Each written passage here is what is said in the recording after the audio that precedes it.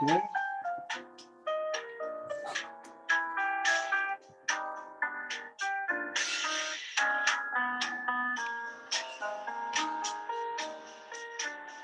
And here we are, MLK Alumni Allstar Podcast.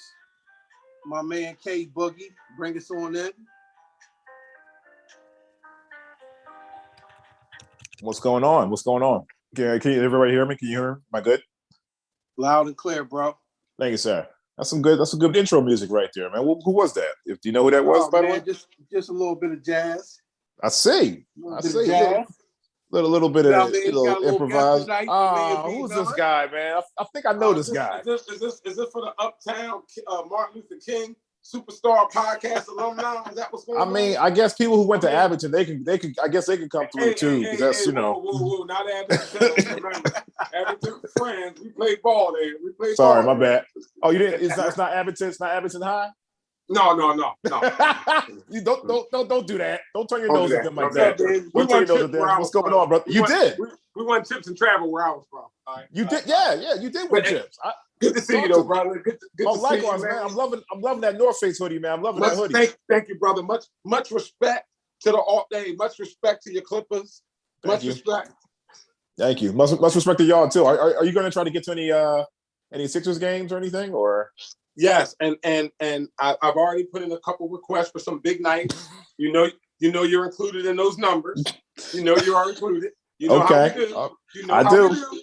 Yeah, I knew you guys are going to be hyped now because now Harden's there and all this other nonsense and everything. You mean because the chip is coming? Is that what you mean? Stop that. So there you go. And you know what? We're gonna get to that part, man. Let's introduce, Sorry man. About that, sir. No problem, man. Brother. What up, Bill? To the MLK Alumni Allstar Podcast. Ron the Barber, special guest coming through. My man B Miller, and my co-host, the only Clippers fan and Jets fan in the United States of America. My man. Is that Bill? Wait. Do the intro over again. Is that Bill laughing over there? Is that Bill laughing over there? Okay, that's cool. Bill doesn't know any better. He doesn't know any better. The only Clippers and Jets fan. No, that's what's up, though. How you been, okay? I'm good, man. I can't complain, man.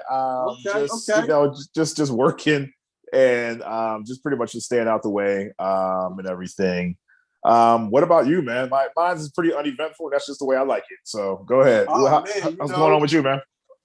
Just sitting back, man, and getting ready for this upcoming election, and just trying to just kind of stay out the way and stay safe out here in the streets of Philadelphia. Oh yeah, we're definitely gonna get into that. Yeah. So let's get right into it, man. Let's skip the pleasantries. Let's get right into it. Yeah, no doubt. I know you're doing like the Black Votes Matter, and tell me what that is, because I know what it is, but maybe for the people who don't know about voting and want to get interested in participating in Black Voters Matter, tell me what that's about. Black Voters Matter, man. Well, as you know, it's a movement. It pretty much says itself. It's just saying that people of color and of all nationalities, their vote counts. And I think a lot of people don't realize how significant their vote is. I don't think a lot of people know that there's groups and groups of people that are strategizing on how to limit people of color voting rights. Right. I mean, they're coming up with strategies to actually stop people from voting, and mainly people of color. So Black Voters Matter is just a movement that, you and I, we've been kind of supporting for the last 4 or 5 years. And I'm gonna be honest with you, I got so many T-shirts that it's almost like my uniform sometimes. That's all right, man. But that's who you know who you are. Like anytime you're dealing with Brian Murray, you're dealing with Black Voters Matter. And also now you said something that was really, really key in regards to there's an agenda out there for keeping people of color from voting. What can you give me an example of that? Can you give me like an example of that? So some of the voting restrictions that they do, where like some states where if you don't have your ID, you can't vote. The biggest restriction that they've come up with so far is voting by mail. where they're trying to ban it and they're trying to stop it. So like personally myself, I received something in the mail saying, did I want to do vote by mail after I've already chosen to do vote by mail for the next 5 years? They're sending me recertifications to do it all over again. And what happens is a lot of older people get confused with all these different types of recertifications, you know, particularly, you know, when I got it in the mail the other day and it asked me, did I want to vote by mail? And I'm like, I've already chosen to vote by mail for the next 5 years. So why are they asking again? And this rule is just another strategic plan to say, hey, you know what? Most people don't understand the voting literature that comes through. So if they don't re-register, they won't be able to vote by mail. If they won't be able to vote by mail, they might not be able to get to the polling places on election day. So, I mean, it might sound like, you know, it's innocent or I'm coming up with some kind of conspiracy theory, but I know for a fact that there are subgroups and groups trying to limit the voting rights of just people general, not just black, not just white, just general on purpose. You know, they're counting. There's people counting on us not to vote. You know, and I think a lot of people just don't understand the power behind the vote. We complain a lot, but you know, if you're not voting, then it's like you've already basically just handed over the championship. And what I think a lot of people don't understand about that is when you kind of understand that, you know, there's rules and laws of the land and how resources are distributed.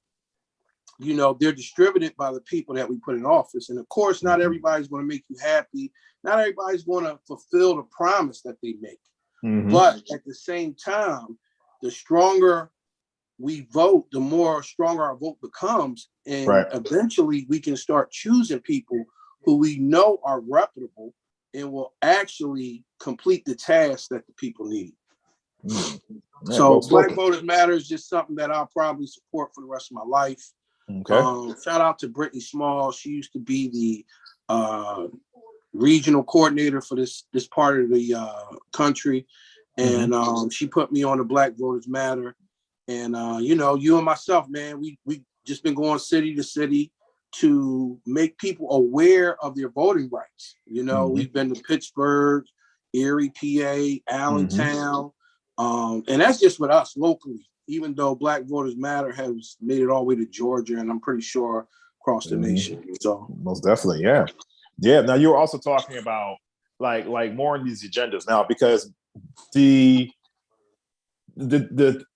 phrase that people used to always push on us when we were younger, where our vote doesn't count. What are you voting for this election for? Like, your vote's not going to count for anything. You're not going to be changing anything, you know? And that right there used to always like discourage people from voting. And what are some of the things that we have to know in regards to to voting rights?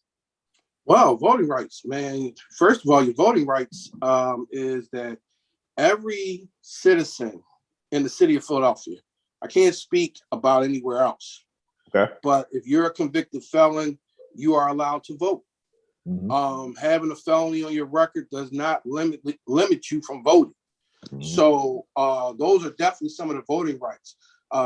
Some other voting rights that people have are you have the right to vote by mail. So, you know, that's just one option that we've been doing for the past couple of years because of the COVID. And it also allows people to vote early, you know, so just one of the voting rights that we definitely have is if you're not a convicted felon, you have the right to vote. And you also have the right to vote early. Right. And also what I've seen too as well, like for these for those mail-in votes, I've also seen, and I love this, is that it's also created a lot of jobs for people as well, like downtown. You're just going in there. I mean, okay, it sounds a little minuscule and monotonous that you're just counting votes and stuff like that, but that stuff is like really, really important, you know, and it's like highly scrutinized. And you can actually, this is a great resume builder, especially when you want to jump into the field of politics, and whether you want to be like alderman or whatever the case may be. And speaking of, you know, voting in elections, You recently touched on it. We were talking about it a lot, like for the past 2 weeks, and now that the next election is starting to come up here. Why is the upcoming election vote so important to you, and why is it so important to the people of Philadelphia and Pennsylvania? So this upcoming 2022 election, there is going to be races for Congress, for the Senate, and for state rep. And one of the main reasons why it's so important for us to vote is the people that we put in office will control Congress. And they'll have the ability to pass laws combating voter suppression and election subversion. And just kind of breaking that down. Talk to me. The biggest story of the midterms will be the battle to control of Congress, with all 435 House seats and 34 Senate seats up for election. With the Democratic Party holding razor-thin margins in both houses, it won't make much flip control to either the chamber of the Republicans in the House. This could be accomplished through gerrymandering alone.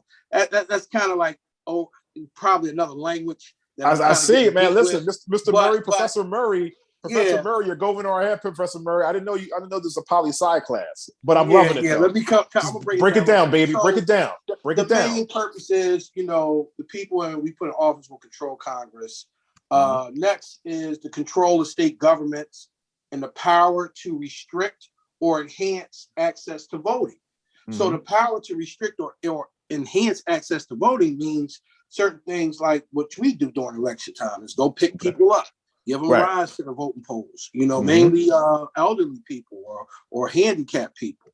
That's right. Another main importance will be control of election administration in key states and whether we'll have a fair and free election in 2024, leading up to the presidential race. Talk to me. It's very important that the people we put in office, the senators, the congressmen, and the state reps, this is important because these are the people who are going to make the laws and to give to the president.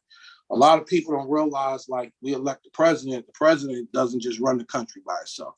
Right. He needs the Congress, he needs the Senate, and he needs the House of Representatives. So that's just a little bit of why this election is so important, because this is the one that leads up to the presidential. So who you put in office now will be the ones who's going to answer to who's president. That was an awesome breakdown, Ron. That was an awesome breakdown. I hope I didn't get too No, you really didn't. I mean, are you sure you're not like a political science teacher or something like that? Man, you sure? This is just a hobby, bro. Just a hobby. It doesn't sound like a hobby. It sounds like a passion to me, brother. It sounds like a passion to me. I appreciate it. You're welcome. You're quite welcome. I'm just trying to stay relevant here. And also, we definitely also want to touch on another subject that's pretty much affected a whole lot of us. Maybe not just touching us personally, but maybe we know somebody that knows somebody that knows somebody that's been, a victim of gun violence. And my thing is, like, it's gotten so out of control, it's so unnecessary that even when I'm walking down the street, I have to, like, every 15 seconds, I got to look and turn around and see what's going on. And now, as a matter of fact, like, I've been watching the news and I have to, like, turn off the news sometimes to just desensitize everything, because in regards to the violence that's going on, I mean, it's just going on, like, in broad daylight. It's going on in front of schools. It's going on in front of, like, well-populated areas. Like, for example, there was that incident that happened on 17th and Chestnut. Now, if you know where 17th and Chestnut is, that's like near Rittenhouse Square downtown and stuff like that. So I'm just trying to figure out, like, what would, cause a person to just, like, dump shots in someone's car and stuff, or someone's truck. I think what it was, I think like the FedEx Express man like boxed him in, and the dude, like, the FedEx Express man, like, pushed him down. Next thing you know, the dude got up and just started blah, blah, blah. He started just, firing shots into, his direction and stuff like that. So go ahead. Talk, Ronnie. I got you. Go ahead. Sorry. Man, I think this is all a direct result of the COVID-19 pandemic. Okay. This is a direct result of many, many young people having access to money. When that PUA dropped, like, the average person who was, I think, 18 or 21 years old was getting $18,000 and $20,000 deposits into their bank account. Yeah, oh my So God. with people having that excess of money and never having that type of money, they didn't know how to spend it. A lot of it went to drugs. A lot of it went to guns. I mean, what I've learned is when the money is there, the market for things are there. And now here we are. It's almost like we are a major metropolitan city turned into a third world country, because here you are. When you at the gas station now, it used to be the young kids would come up to you and ask for change at the gas station or say, hey, can I pump your gas?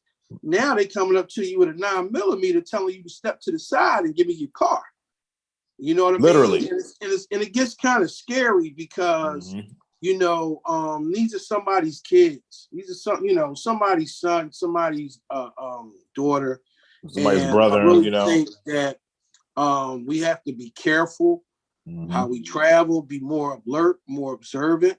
The solution, I'm gonna be honest with you. I think the only solution is prayer.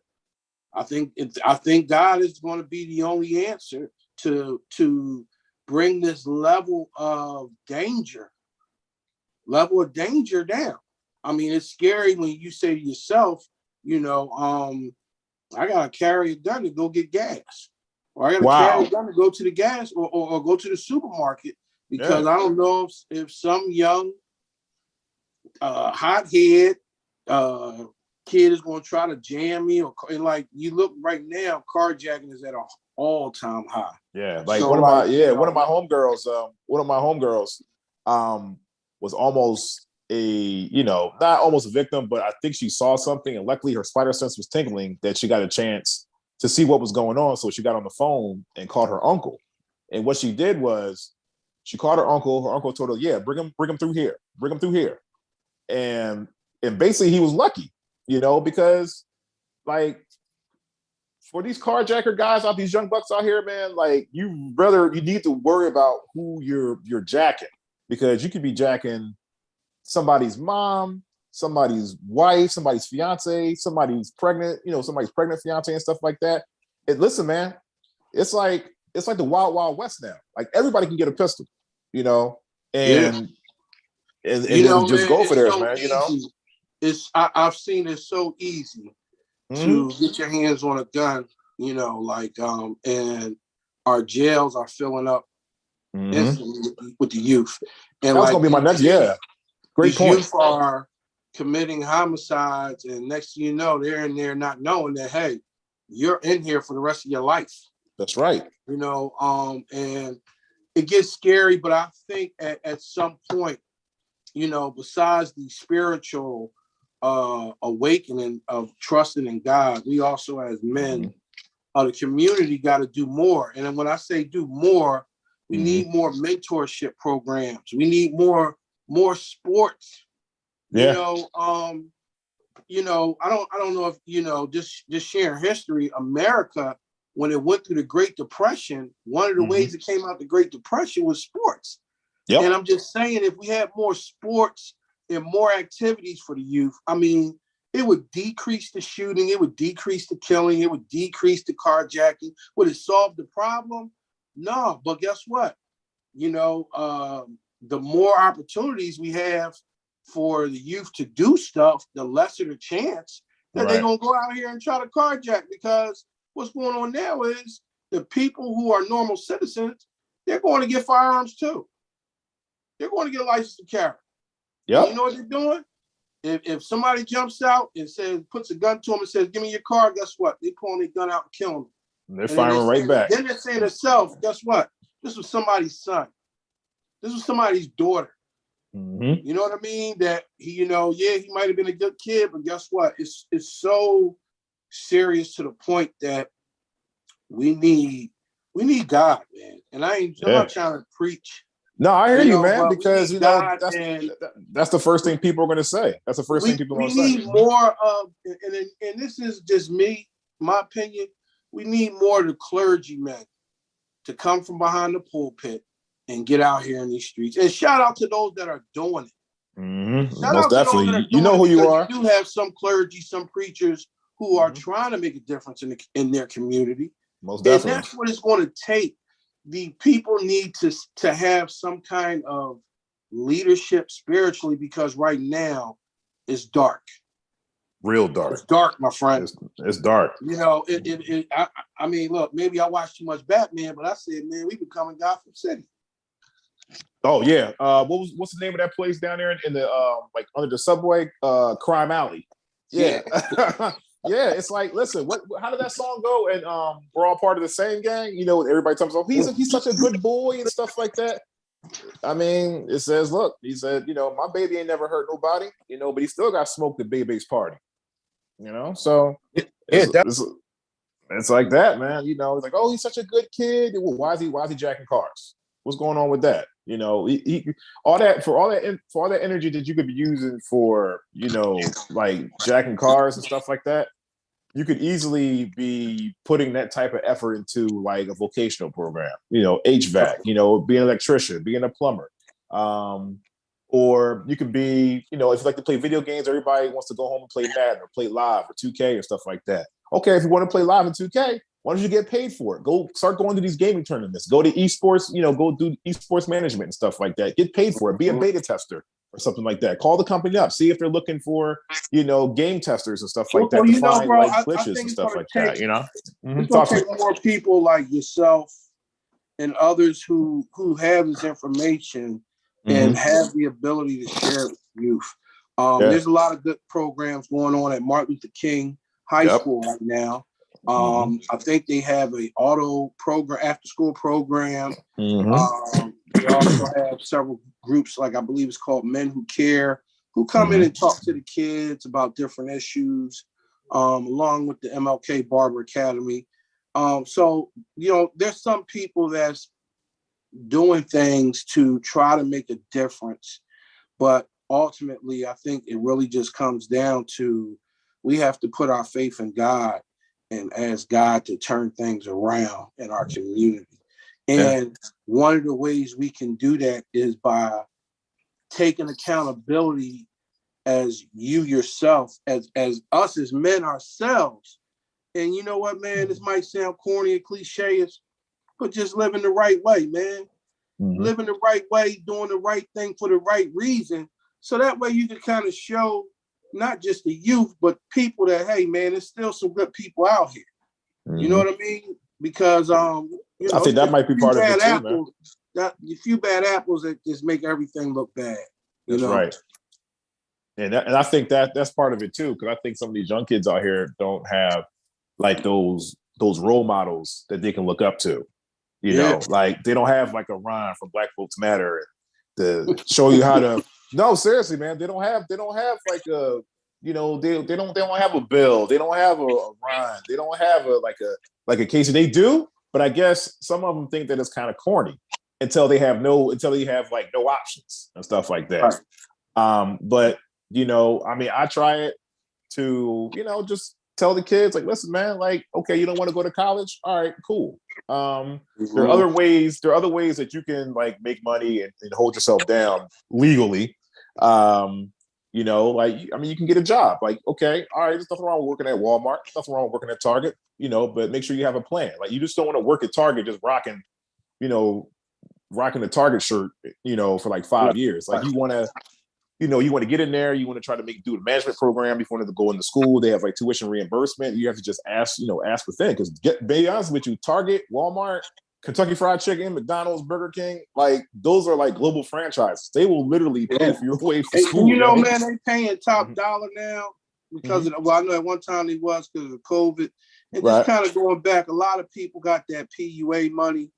Right. And now that they don't have it, they losing their money. It's running out. Yeah, it's running out. The money, it's almost like you taking a whole bag of money and just dumping it in the middle of a town, and everybody just went crazy. So now that they don't have that money, people are just a lot of mental health going on because there's been a lot of drug addiction, you know, a lot of gun purchases. Talk about it. Now it's just kind of, it's like, hey, you know, most normal citizens are not thinking about somebody coming up to them and putting a gun to them. Right. And I've even said to myself, what would I do in that situation? And I said, some situations, guess what? They might get me on the wrong day. Some About that. situations, guess what? I might go ahead and say, hey, man, you can have it, man, because my life is more worth than any value, Right. any kind of car or any kind of jacket or something like that. I mean, we go way back in the high school days. You might have to worry about getting your Walkman taken, or you know what I mean. Yeah, that's it. I mean, and the crazy part, it won't get stolen. It'll just get swiped. Like you might leave it somewhere, and somebody will just swipe the joint. Like, zoop. Now it's like, I'm not gonna lie to you. I was watching the news and I seen how a young kid carjacked somebody at the gas station. So the other night, here I am at the gas station, and the young guy's like walking up towards me with his hood on his head, and he's like looking down. And I said to myself, I hope I don't have to break this kid's neck, man. And my instincts was so much on point that I was ready to grab him. And he just walked past me, and he went into the gas station and paid for his gas. But it was so scary to the point where I was just like, is this little kid getting ready to try to rob me? Or what's going on? And I also have to ask myself how I'm going to react. So, we got to pray more. We need more mentorship. And we just kind of need men to just lead by example, live the right way. I think if we start living the right way, encouraging each other, treating each other a little better, we could change the tone of things. We can't heal everything and fix everything, but we can start changing things here and there, little at a time. I mean, I'm definitely going to have it of planting the seed, you watering it, and let God get increase. There you go. And there it is. Yeah. Words spoken from the great Professor Ron, man, aka so man, I appreciate you talking about the importance of voting and Black Voters Matter and all of that. But now we got to come to the segment where you the expert, KC, the sports analyst. What's your thoughts? And I want you to be real, man. Don't come from that old bias, that Clippers bias. That Clippers bias, but what's your input on the trade for Ben Simmons? And we got Harding, and I think we got somebody else. Yeah, it's you know what? In regards to that trade, I mean, my opinion is I think you guys paid a little too much for that trade. I think you guys gave up too much. However, you got rid of who you had to get rid of. So sometimes you have to get rid of a lot to get what you need. So you got James Harden. You have he's probably going to be a Hall of Famer. And you have a 25, 26 point score. So you didn't lose by so much, in regards. And I'm glad that you guys held on to Tobias Harris and you guys held on to Tyrese Maxey. Hold on to them because you guys are going to need them. What was the trade? Well, the trade was Seth, Seth, Andre Drummond, Ben Simmons, and like 2 picks. Seth Curry, yeah, the other Curry. I ain't gonna lie, I was pissed about that. Yeah, I mean that shit. He's okay. I'm not saying he's your money shooter, but he's definitely a darn good shooter though. Oh man, he was our 2 guard, man. Like it was like when I heard it, I didn't even really believe it. Like they said, Curry got traded. I'm thinking he talking about Golden State. I'm like, not Curry. But see, here's how it's going to work for the Sixers now, because this is how it's going to be more exciting for you guys. Now you guys can dominate because you have James Harden and you have Joel Embiid. You can't double off of them now. Like before, you could double on Embiid, try to Curry or whoever try to hit those shots. Now you got to play everybody one-on-one. If you try to double Embiid, he's going to kick it out to Harden. Harden's going to be ready right at the top of the key, doing his dribble steps and stuff like that and shooting the 3. If you try to double Harden, guess what? The ball's going to Embiid one-on-one. He can't be stopped. That's 40. That's like 38 to 40 points waiting for you. So right are you there. saying? Talk to me. So are you saying what my man Billy just said not too long ago that we might actually get to the chip? Do you think so? You think we got a chance? I think, you know what, if you guys play your cards right and they fall the right way, because a lot of things got to fall for you guys. A lot of things have to go right. Like for the other teams in the playoffs, like because certain teams, for some reason, certain teams have the Sixers number. Like the Bucks have the Sixers number. You have to worry about Atlanta. You don't have to worry about Atlanta anymore because I don't think they're going to the playoffs. But for those other teams, like maybe like a Boston or something like that, like if they get their game going right, like they could be trouble. But To be honest with you, I think you guys should be okay. I think you guys at the least are probably going to Eastern Conference Finals. Okay. You guys, because first you guys, What's going on with the Clippers? Oh, the Clippers are fine. The Clippers were good. I mean, right now we're chilling in 8th place. So if the playoffs were to start today, we would be in the play-in game. But I think we would advance, so that's not a problem.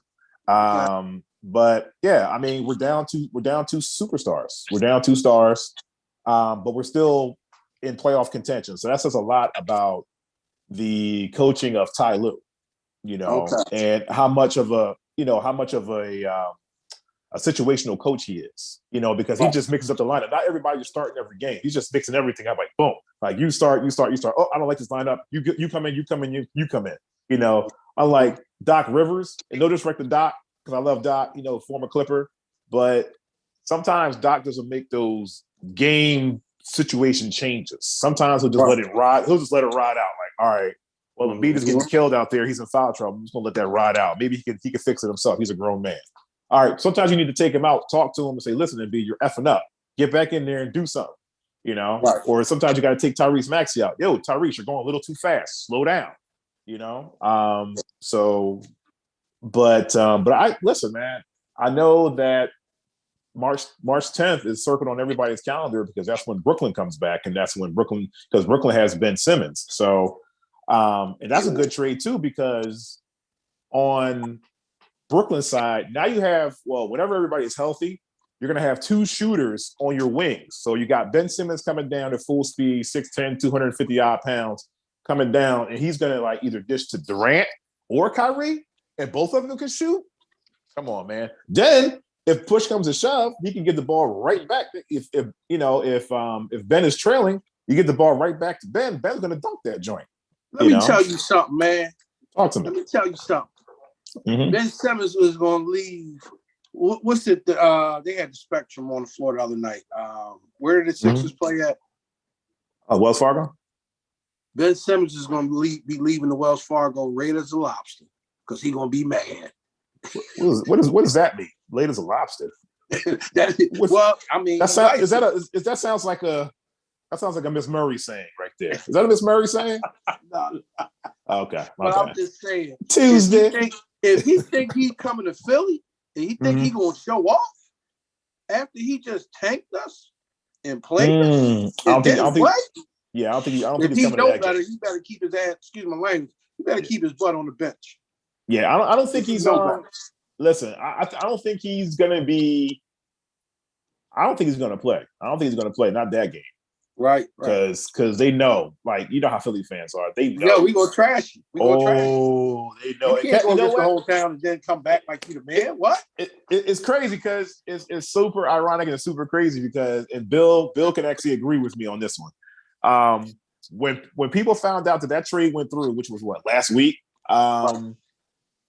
ticket sales skyrocketed for Brooklyn, Philly. Like the average ticket was like, I mean, if you want to sit in the 100 section or something like that, like that ticket might have been like maybe $300 or something like that. That ticket is now maybe 800 or something like that. Mm-hmm. Just to throw a cheesesteak at Ben, and he's not even going to show up. Well, listen, man. Just to throw something at him. Listen, man, we coming to a close. It's been real, man. Definitely. We just want our people to know, man, listen, your vote counts. Your voting rights count. Mm-hmm. Vote early. Help those that if you need to get registered to vote, reach out to us. As far as the alumni, we're still raising funds for the scholarship, the Ryan Cage and Jim Stewart scholarship. Mm-hmm. We're probably going to be having a fish fry and some other activities to finish raising the funds. But other than that, we really, really want to thank everybody. Shout out to our treasurer, Earl Pugh. Shout out to the Vice President, Atwana Harris. Any last words, Brother Cat? No, I just want to say, what's up, everybody? What's up to Dad? Safe travels coming home. Shout out to Trent. Safe travels going back up to Penn State. Shout out to the AKAs up there. Delta Gamma chapter stand up. Excuse me. Shout out to all my Deltas out there too. You know who you are. Miss Murray, one of the, Miss Murray, El Boogie. I'm trying to figure out who else. El Boogie, Z. Yeah. So yeah, that's pretty much it, man. I want to thank everybody for for listening, and Ron, thank you again for having this podcast. Because if you would have backed out tonight, I probably wouldn't have spoke to you for like a week or something like that. I probably would have dodged all your calls too, man. Because I wanted you to do this. I wanted you to do this because I wanted you to be ready. I mean, you were so ready. You were talking, I'm not ready. No, you're ready. You know what, man? Something else before we leave. I gotta put this out there. I'm happy. I'm elated. Pennsylvania Barber School. We're getting ready to have our first graduation. Hey. So I'm looking forward to that. We're gonna live stream it. It's gonna be very, very exciting. Oh, you're fancy. Some people have completed their barber journey and what they've been through, and they've accomplished it. So I'm looking forward to that. But man, I'm not gonna hold y'all tonight. Everybody be safe. Make sure, even though they're saying the mask is not mandatory, still wear your mask. Wear your mask anyway. Have your hand sanitizer, and most importantly, just stay safe. Yeah, definitely a special shout out to your cameo appearance by the one and only Bill Miller. Bill Miller in the building. He's back there somewhere, probably raiding your fridge. He's probably raiding your fridge somewhere. That's all. Yeah. But definitely great to see him. Definitely great to hear from you guys again. What you guys are doing great in the community, man. So I appreciate it, and I love what you guys are doing, man. Keep doing what you're doing. No doubt, brother. But listen, man. Until the next time, I'm Ron the Barber. This is my co-host KC Boogie. That's me. MLK Alumni Allstar Podcast.